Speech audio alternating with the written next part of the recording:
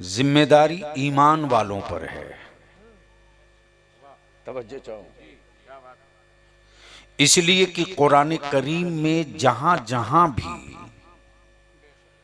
हबीब पर दुरूद की बात आई है, वहां वहां जिम्मेदारी भी रब ने ईमान वालों को ही दी है।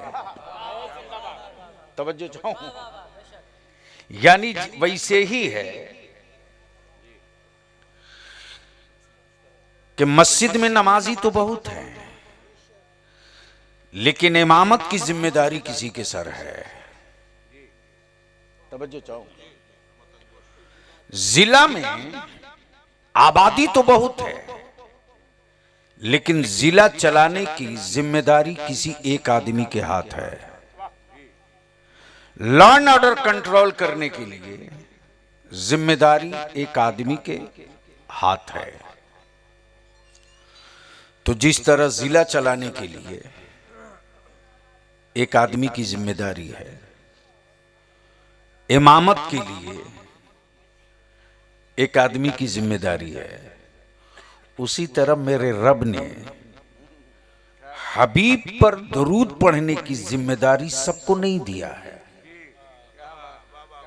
तवज्जो चाहो, सबको नहीं दिया। बंदे सब होंगे, जिम्मेदार सब नहीं होगा। लोग बहुत होंगे, लेकिन महबूब पर दुरूद सब नहीं पढ़ेगा। बल्कि कितनी बड़ी कैद लगा दी, कितनी बड़ी कैद लगा दी, ए ईमान वालो तुम दरूद पढ़ोगे। तवज्जो चाहो, ए ईमान वालो तुम दरूद पढ़ोगे। बंदे सब होंगे, राज़िक सबका रहूंगा, मालिक सबका रहूंगा, खालिक सबका रहूंगा, लेकिन सवाल मेरे हबीब का है, सवाल मेरे महबूब का है। इसलिए दुरूद सब नहीं पढ़ेगा, दुरूद वही पढ़ेगा जो ईमान वाला होगा।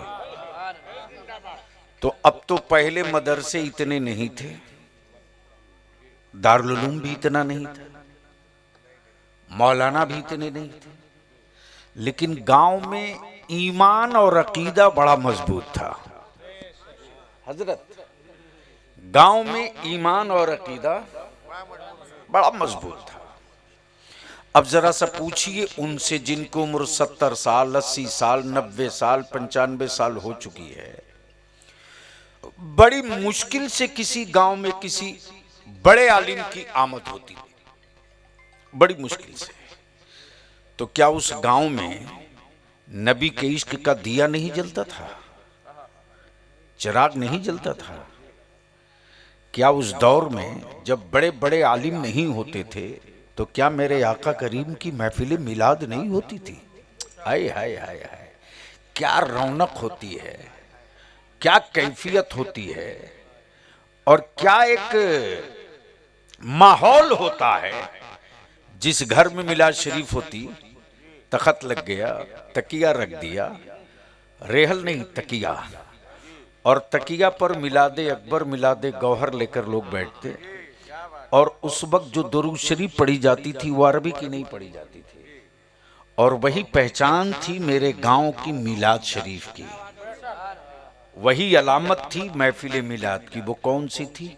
बावाज़े बुलंद पढ़े, रब्बे सल्लिम अला। अब तो आवाज बुलंद होनी चाहिए, अब तो आवाज बुलंद होनी चाहिए। रब्बे सल्लिम अला मरहबा मरहबा रसूलुल्लाह। पढ़िए, आवाज़ें बुलंद पढ़िए।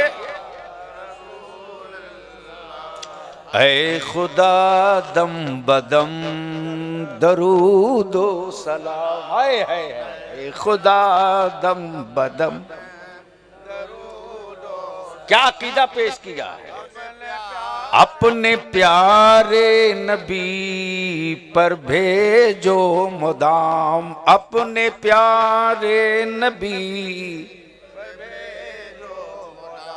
उस नबी पर हो बार बारो सलाम, उस नबी पर। तब आला हजरत यहीं दाखिल हो गए और फरमाए मुस्तफा जाने रहमत पे लाखों सलाम। बुलंद आवाज से पढ़िए। शम्ए बज़ में हिदायत, शम्ए बज़ में हिदायत, काश महशर में जब उनकी आमद हो, और शर में जब उनकी आमद हो, और भेजे सब उनकी शौकत, है भेजे सब उनकी शौकत। मरहबा मरहबा रसूलुल। क्या आखिरी मोहर लगाई है मेरे बुजुर्गों ने। कलमे ला इलाहा इल्लल्लाह, कलमे पढ़े स्टेज वाले बाबा से बुलंद। कलमे ला इलाहा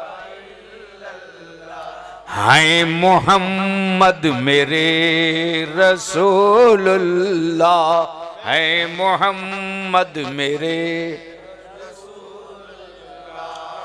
सल्लल्लाहु अलैहि वसल्लम। बड़ी प्यारी महफिल मिलाद की होती है, और मैं समझता हूं कि जिस खुलूस, जिस जज्बे और जिस नेक और सालेह इरादे के साथ आपकी शिरकत हुई है, यकीनन इसमें खुलूस है। जीव बेग साहब का, जीबू बेग साहब का खुलूस में बरकतें होती हैं। बलियाबी की थोड़ी देर की गुफ्तगू आप समाप्त करें, लेकिन हमें यह एहसास दिलावें कि आप वाकई सुन रहे हैं। आगे से लेकर पीछे तक एक मर्तबा सारा मजमा मेरे साथ मदीने की सरकार को आवाज दे। हजरत हजरत इस मामले में बलियाबी के साथ चाहे जिसको जो सुलूक करना है कर ले।